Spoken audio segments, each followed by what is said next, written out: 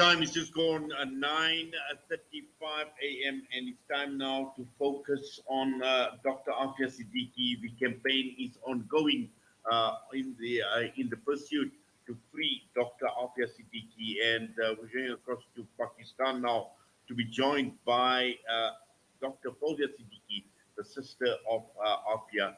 Dr. Fowzia, Assalamu alaikum wa rahmatullahi wa barakatuh, and welcome. Walaikum assalam, Brother Inayat. How are you? Alhamdulillah, we're doing very well now, Dr. Fowzia. You know, I have been following developments, and I've been part of the Free Aafia group here, and I've been following a lot of developments, and I've seen recently there's been a lot of activity as far as the campaign goes towards the freedom of Dr. Aafia Siddiqui. If you could just provide us with an update before we talk about the campaigns in particular, any news on Aafia, on her condition and her state of mind at this point in time? Brother Inayat, unfortunately, as far as the family is concerned, we are still at a status quo when it comes to contact with Aafia. Even though we have managed to get a lawyer, Marwa Al-Bailey, to meet with Aafia, we have not had any personal contact with her. Yes. With Aafia. Right? And the recent that you have all heard and everything from Marwa when she visited Aafia recently, that she was attacked in jail and her face and arm had third-degree burns. Clearly, America cannot keep Aafia safe. And her life is constantly under threat, and any news that we are getting, it's not that good. But then I think a couple of weeks ago, Marwa got a phone call that Aafia has finally been removed from solitary for more than 1 hour, and she's able to get something from the commissary. So there is a little change after the public outcry. Yes. Now, obviously, this public outcry has been pretty strong in Pakistan, and as I mentioned, I've been following developments in Pakistan as recently a few days ago, where we've seen the campaign still ongoing and gaining a lot more momentum. Now, let's just talk about this campaign and in terms of what you are achieving in Pakistan at this point in time, Dr. Fowzia. Right. So in Pakistan, basically, in all these years, many opportunities have come and gone. Allah Ta'ala Subhanahu wa Ta'ala provides opportunities again and again. And at this point, with the Afghan war having ended, the U.S. actually accepting its defeat and also inclining towards release of all the prisoners that were related to that war, and needing Pakistan's assistance, which Pakistan very gladly gave the U.S. in evacuating its troops and gave them safe haven in Pakistan. So here is a time when the U.S. had needed Pakistan one more again and again. And Pakistan has acceded to all their demands in return. It is very, very easy for Pakistan to take Dr. Aafia back, to even just ask for her. She's, especially now, when the U.S. has actually shown inclination and has, and from our sources and from our lawyers in the U.S., we have been told that the Biden administration and even the Trump, actually, for that, have no interest in keeping Aafia in the U.S. jail any longer. Yes. Now, as far as the Pakistan government is concerned, is there any mention in all these negotiations that are taking place as far as prisoners are concerned, prisoners release? Are they even mentioning the name of Aafia? To our knowledge, no. And that is why a citizen portal was opened by Imran Khan, that if there is anything or any points that the people of Pakistan would want, they need to put it and register it at the citizen portal. So we did that, and that has been done. And I think hundreds of people have registered their complaint and demand.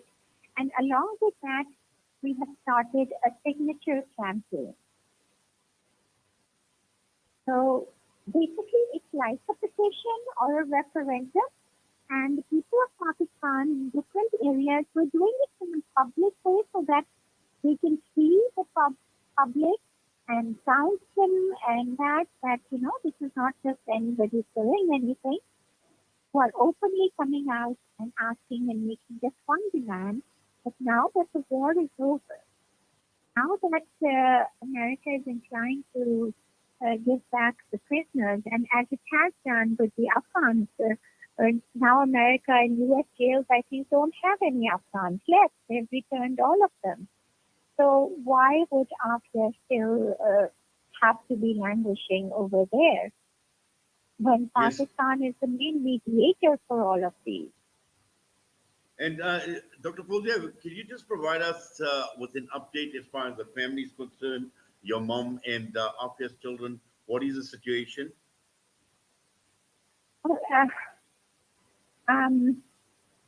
As the time has gone by, our mom has become very weak. Obviously, I think that's understandable.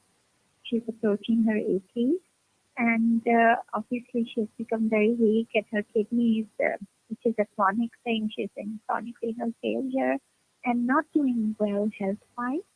In spirit, alhamdulillah, her iman is something that we all should learn from, and every day, gives me the hope and courage to even talk to somebody in a sane manner. And her children obviously have grown up without their mother, and what goes through their minds and what they have gone through, it's very, very difficult to put into words. Well, I'm sure, Dr. Fowzia. Now, Dr. Fowzia, just looking at some of the recent campaigns that have been run in Pakistan, and what has amazed me is the amount of ordinary people still resilient in the effort to get secure the freedom of Aafia. And the movement has grown so much over the years. And I'm sure that, without the help, without the support of the people and all the movements right across the entire world, in terms of in supporting the release of Aafia, this obviously wouldn't have been easy. Well, I know it hasn't been easy for you, but at the end of the day, it is still encouraging to note the number of people that still come through, ordinary people, from the street coming and still maintaining their support for Aafia and calling for her release. Yes, Brother Nayak, this is, I know that sometimes people feel, and a lot of people that come to me also, and a lot of people always raise their voice to come and define and, protest, and then they feel that it's been so many years. But they don't realize, and what I feel, that Allah has made them the source of life for Aafia. Because it is their support that keeps Aafia alive. It is their support. It is people like you who keep raising Aafia's issue. It is people like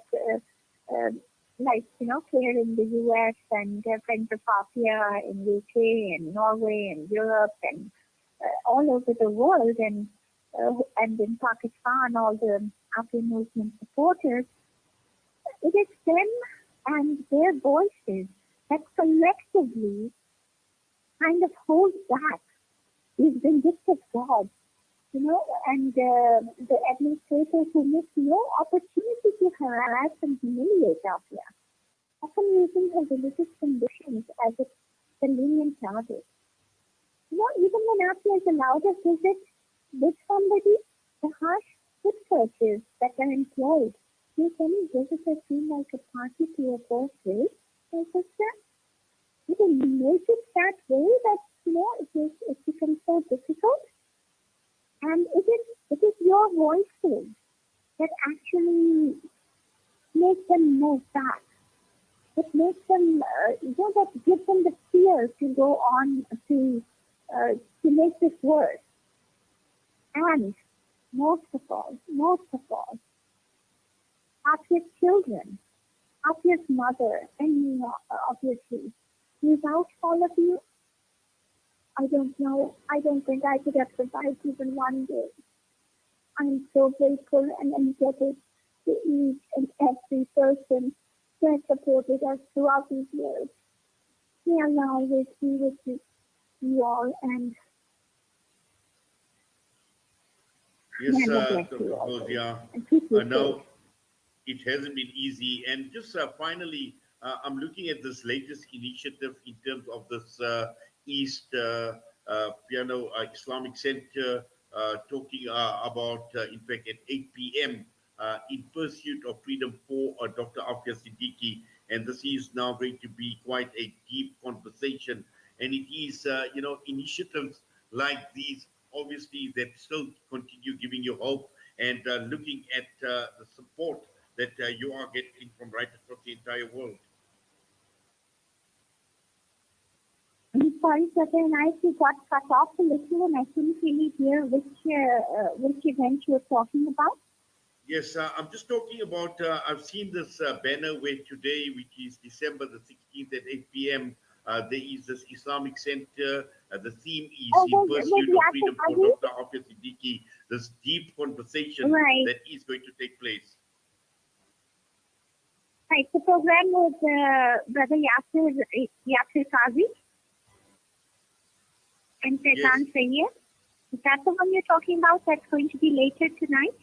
Yes, that is the one, Dr. Fowzia. Right, yes. Now, alhamdulillah, I mean, in America, there is a new wave and a new awakening amongst a lot of our brothers and sisters who have conveniently remained silent for so many years. But alhamdulillah, things are moving in a direction that we hope will bring some results. As you can see that finally the anti-Islamophobia bill has also been passed. And CARE in the US, especially the CARE Serve and CARE Dallas group, has risen also to Aafia's call, and the ISJ is also coming in. And so this is one of those, a series of one of those. And we're hoping to bring awareness so more people realize, come to see what Aafia's case is. A whole generation has gone. There's a new generation out there that needs to be reached out to, and you never know whose voice will get to the right corridor and echo past and open up Aafia's jail doors and unlock them and let her be exonerated. Well, Dr. Fowzia, Jazakallah khairan for that and for taking time out and talking to us this morning here on Salam Media. We continue making dua. We continue in our efforts, inshallah, to secure the freedom of your sister, Dr. Aafia Siddiqui. Allah make it easy, inshallah. Assalamu alaikum wa rahmatullahi wa barakatuh. Wa alaikum assalam wa rahmatullahi wa barakatuh. That was Dr. Fowzia Siddiqui with us this morning and just providing us with an update on the efforts that are continuing to secure the release of her sister, Dr. Aafia Siddiqui. We're going to go for a break. We come back, we'll be joined by Dr. Ismail Wadi. Shimmer, sparkle, captivate.